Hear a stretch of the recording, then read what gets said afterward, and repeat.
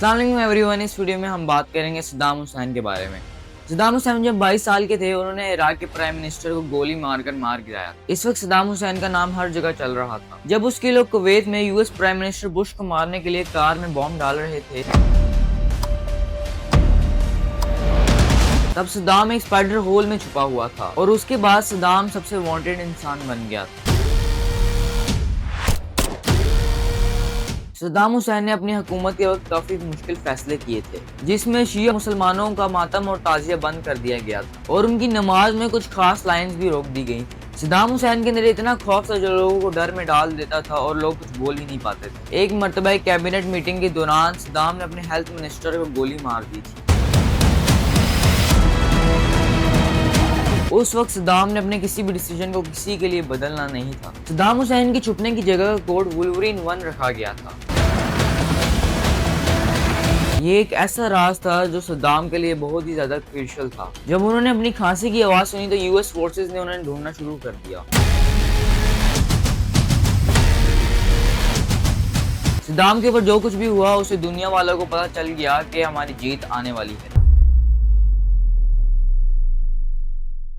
सद्दाम हुसैन की पैदाइश 1937 में टिकरिट के एक गांव अल औजा में हुई थी। सद्दाम जब छोटे थे तभी उनके फादर का इंतकाल हो गया। सद्दाम हुसैन के फादर के इंतकाल के बाद सद्दाम हुसैन की मां को काफी मुश्किलात का सामना करना पड़ा था। 28 अप्रैल 1937 को सद्दाम की पैदाइश हुई और सद्दाम का नाम सद्दाम हुसैन अल माजिद अल तिकरिती रखा गया।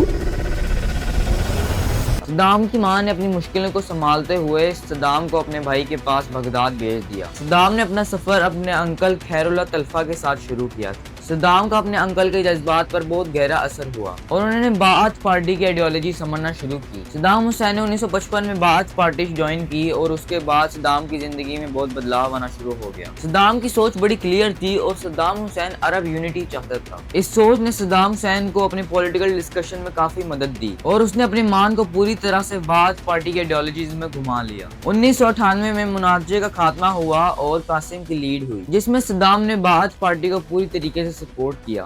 On the 14th of July, 1958, Iraq has witnessed a dramatic turn of events as the monarchy falls. The royal family, including King Faisal II, has been overthrown in a military coup.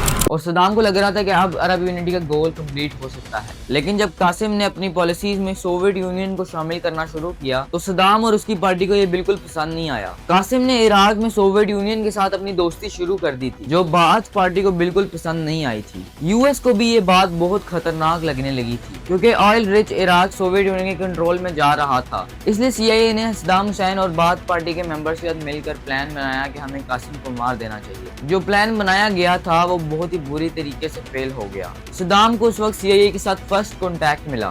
Saddam Hussain ने बाद में Syria और Egypt में अपना safe haven ढूंढ लिया, जहां उन्होंने अपनी पार्टी को मजीद मजबूत बनाया। 1963 में सद्दाम हुसैन को वापस बुलाया गया जब बाअथ पार्टी ने कासिम को मार गिराया। सद्दाम हुसैन को इराक में इंटेलिजेंस चीफ की पोजीशन मिली थी। सद्दाम ने अपनी पावर बढ़ाने के लिए काफी एग्रेसिव स्टेप्स लिए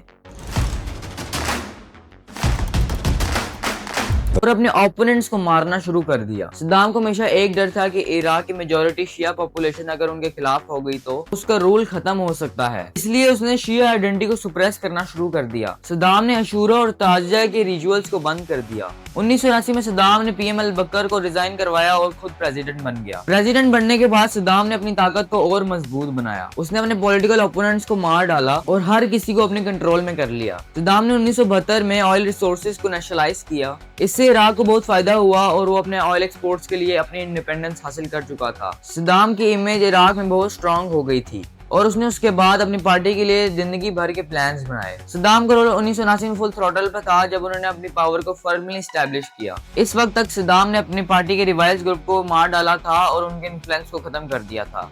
सद्दाम ने 1980 में ईरान के खिलाफ केमिकल वॉरफेयर का यूज करना शुरू किया था। सद्दाम ने 1988 में हलफजा और बहुत से शिया एरियाज में बॉम्ब गिराए, जिसमें हजारों लोग मार दिए गए। इस सब के बाद भी यूएस ने सद्दाम के एक्शंस पर कुछ नहीं किया, क्योंकि उनके अपने एजेंडा थे। 1990 में सद्दाम ने कुवैत पर हमला किया। सद्दाम के ख्याल में ये उनकी एक जरूरी मूवी थी ताकि वो अपने ऑयल रिसोर्सेज को सिक्योर कर सकें। 1991 में यूएस ने सद्दाम पर सैंक्शंस लगाए और इराक को इंटरनेशनल स्टेज पर आइसोलेटेड कर दिया। सद्दाम ने अपने आप को अपने मुल्कों का हीरो दिखाया, लेकिन दुनिया के लिए वो एक विलन बन गया। 2003 में यूएस ने सद्दाम को ढूंढना शुरू किया। सद्दाम को CIA के जरिए तलाशा गया और जब सद्दाम को पकड़ा गया तो उसने अपनी तरफ से ये कहा कि वो अपने मुल्क के लिए लड़ रहा था। सद्दाम के इंतकाल के बाद इराक का ऑयल सेक्टर दोबारा वेस्टर्न कंपनीज के पास चला गया। सद्दाम को पॉलिटिकल डाउनफॉल और उनके अगेंस्ट जो प्लान्स थे उन सबका एक एक किस्सा है जो पूरी दुनिया ने देखा है। सद्दाम हुसैन की जिंदगी बहुत मुश्किलात और जदोजहद से भरी हुई थी। बाथ पार्टी के जरिए उसने ताकत हासिल की और ऑयल को अपने कंट्रोल में किया। उसकी पॉलिसी और फैसले जैसे कुवैत पर हमला और केमिकल वॉरफेयर उसकी गिरावट का सबब बने। 2006 में उसकी फांसी से उसकी हुकूमत का खात्मा हुआ। सद्दाम हुसैन की जिंदगी ये सबक देती है कि बेहद ताकत का गलत इस्तेमाल और लोगों के लिए बहुत नुकसानदेह हो सकती है। ये थी सद्दाम हुसैन की पूरी कहानी। अगर आप लोगों को ये वीडियो पसंद आई तो हमारे चैनल को सब्सक्राइब करने, इस वीडियो को लाइक करने। मिलते हैं आपको नेक्स्ट वीडियो में। Thanks for watching. तब तक के लिए अल्लाह हाफिज।